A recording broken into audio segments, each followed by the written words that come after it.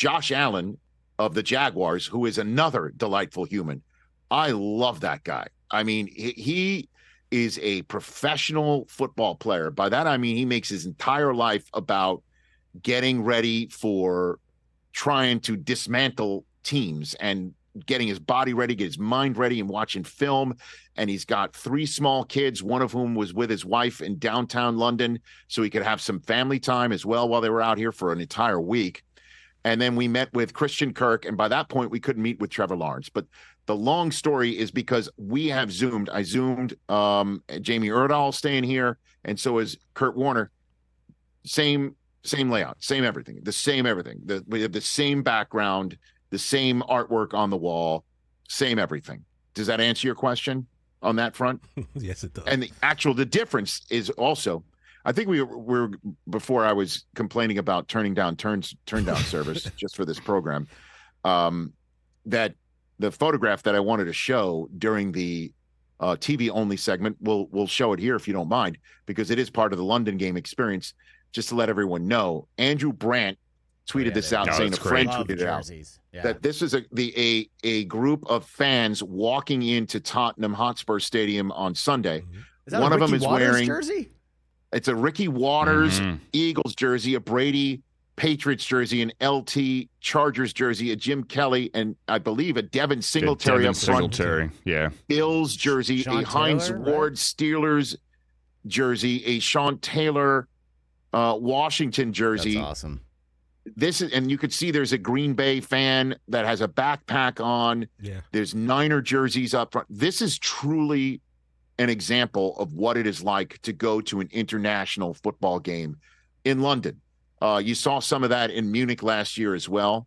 And I'm going to Frankfurt in a couple of weeks as well to call Chiefs Dolphins and then Patriots Colts. Can't wait to see the 1-win Patriots against Gardner Minshew. But long story short, this is exactly what it looks like when you walk into a stadium and you got in there. That said, when you walked into the stadium, got into the actual stadium, and I'm not just saying this because coordinating producer Mike Hoskins is listening, there were Bills fans all over the place. It is clear that Bills Mafia thought to themselves, let's go to London.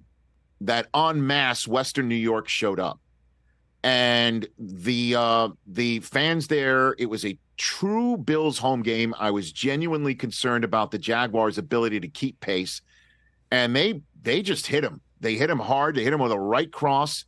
And the defense was all over the place and had 3 straight 3-and-outs for the Bills offense. And the Bills had only 4 3-and-outs all season long coming into the game.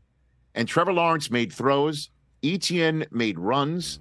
And then in the third quarter, when the Bills were finally getting their game going, the Jaguars just kicked it up into a total different notch. And Doug Peterson saw in the fourth quarter, with the Bills being already depleted on defense coming in, and then losing Matt Milano in the first quarter, that he could lean on him, and they leaned on him hard. And the Jaguars came into London at 1-2, having lost 2 in a row, 2 of them against the Chiefs and the Texans at home.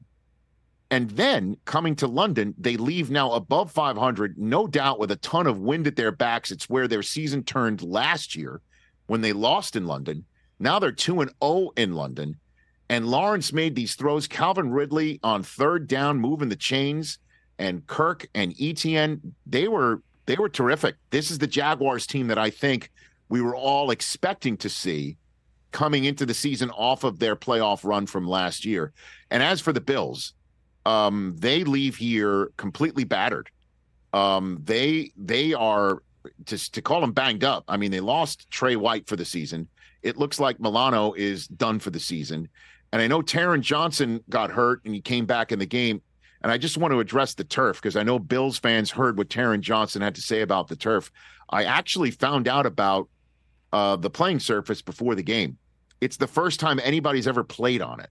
Oh. It was created. I was told it was created and installed in the San Antonio Alamo Dome and put into containers and shipped all the way over to London and had to be QC'd specifically by Tottenham, by the stadium.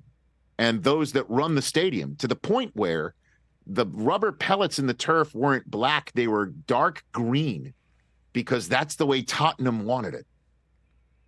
Go figure. I have no idea if it was an aesthetic thing or not. And I know that, the league was talking before the game about how fast the track was and how it was definitely, you walked on it and it felt softer to me than most turfs, but Taron Johnson said it felt like cement to him, and a ton of Bills got hurt. And this is the turf that the Ravens and Titans are going to play on Sunday. And not only that, this is the turf that's going to stay here in Tottenham for all future NFL games from now on. And it was created for that purpose. So I just wanted to throw all of that information out there for folks to chew on based on the game that I called yesterday. Catch the Rich Eisen Show every single day on the Roku channel, 12 to 3 Eastern, for free.